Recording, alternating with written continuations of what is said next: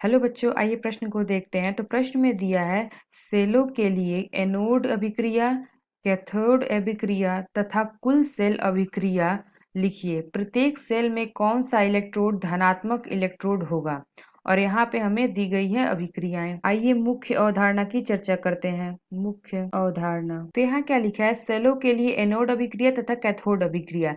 तो जैसे हमारा एक सेल होता है, तो जैसे कि हमारा एक कोई सेल होता है, तो सेल में क्या होता है, एक एनोड होता है, एक हमारा होता है एनोड और एक हमारा होता है कैथोड। तो ये जो हमारा एनोड होता है, यहाँ पे क्या होता है, यहाँ ऑक्सीकरण होता है, यानी कि जो इलेक्ट्रॉन का त्याग होता है। तो ये जो हमारा एनोड है, यहाँ पे क्या होता है, ऑक्सीकरण। और ये जो हमारा कैथोड है, यहाँ पे क्या होता है, यहाँ होता है अपचयन। ये जो हमारा एनोड है, ये क्या करता है, इलेक्ट्रॉन त्याग करता है और इलेक्ट्रॉन त्याग करता है। और यहाँ पे जो हमारा अपचयन है यानी कि कैथोड है, यहाँ पे क्या होता है, इलेक्ट्रॉन ग्रहण। तो यहाँ पे हमारा क्या दिया गया है, Cr से Cr3+ और यहाँ पे दिया I- से I2। तो इसके लिए हमें क्या बताना है, एनोड अभिक्रिया, कैथोड अभिक्रिया तथा कुल सेल अभिक्रिया। तो आइए देखते हैं। तो यहाँ पे हमारा क्या था, क्रोमियम यानी कि Cr। तो ये क्या हो जा रहा है, ये हो जा रहा है Cr से Cr3+। तो यहाँ पे एक्वस। तो यहाँ पे क्या हुआ है कि 3 इलेक्ट्रॉन का हानि हुआ है, यानी कि 3 इलेक्ट्रॉन त्याग दिया है। तो यहाँ पे हमने क्या देखा था कि जब कोई जहाँ कोई इलेक्ट्रॉन त्यागता है तो वहाँ क्या होता है, एनोड पे होता है, वो ऑक्सीकरण कहलाता है। तो ये हमारा क्या है, ये हमारा एनोड अभिक्रिया है। और यहाँ पे जुड़ गया 3 इलेक्ट्रॉन। तो ये हमारी कैसी अभिक्रिया है, तो ये हमारी है एनोड अभिक्रिया। एनोड अभिक्रिया, तो यहाँ पे क्या हो रहा है, एनोड अभिक्रिया, तो यहाँ पे क्या हो रहा है, ऑक्सीकरण हो रहा है। ऑक्सीकरण, ऑक्सीकरण हो रहा है यानी कि इलेक्ट्रॉन की हानि हो रही है।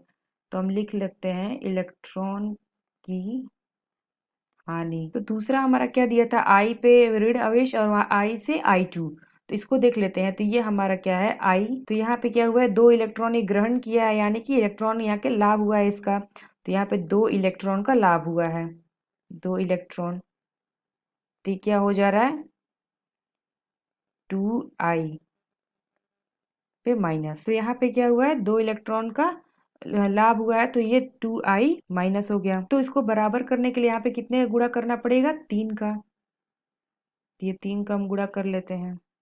और यहाँ बराबर करने के लिए कितने का गुणा करना पड़ेगा, 2 का, गुणे 2। तो यहाँ पे क्या हो रहा है कि इलेक्ट्रॉन का लाभ हो रहा है, यानी कि इलेक्ट्रॉन ग्रहण कर रहा है। तो यहाँ पे हमने देखा था कि जब इलेक्ट्रॉन ग्रहण करता है तो क्या होता है, कैथोड पे होता है अपचयन। तो यहाँ पे हमारा हो जाएगा कैथोड, कैथोड अभिक्रिया। तो यहाँ पे क्या हो रहा है, अपचयन हो रहा है, अपचयन हो रहा है और इलेक्ट्रॉन का लाभ हो रहा है यहाँ पे। तो यहाँ पे हमारा एनोड अभिक्रिया निकल गया और यहाँ पे कैथोड अभिक्रिया निकल गया। तो अभी हमें और क्या प्राप्त करना था, तो अभी हमें और प्राप्त करना था कुल सेल अभिक्रिया। तो क्या करेंगे, इन दोनों को हम जोड़ देंगे। तो इसको जोड़ेंगे तो हमें क्या प्राप्त होगा, तो यहाँ पे हमें मिलेगा 2Cr+3I2 और इधर में हमारा आ जाएगा 2Cr पे 3+ एक वश और यहाँ पे 6I। तो जो हमारा कैथोड पे अभिक्रिया होती है वो क्या होती है, धनात्मक होती है। तो ये हमारा क्या हो गया, ये हमारा हो गया कुल सेल अभिक्रिया। तो ये हमारा है कुल सेल अभिक्रिया। तो और हमसे क्या प्रश्न पूछा गया था, प्रत्येक सेल में कौन सा इलेक्ट्रोड धनात्मक इलेक्ट्रोड होगा। तो हमने क्या देखा कि यहाँ पे जो यहाँ पे आयोडीन इलेक्ट्रोड है वो धनात्मक होगा, क्योंकि यहाँ पे यह कैथोड पर कार्य करता है।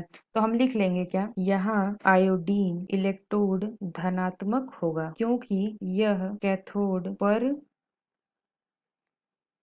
कार्य करता है। तो हमसे प्रश्न में क्या पूछा गया था कि एनोड अभिक्रिया तथा कैथोड अभिक्रिया तथा कुल सेल अभिक्रिया बताइए, लिखिए। तो यहाँ पे हमने एनोड अभिक्रिया भी देख ली, कैथोड अभिक्रिया भी देख ली और कुल सेल अभिक्रिया भी देख ली।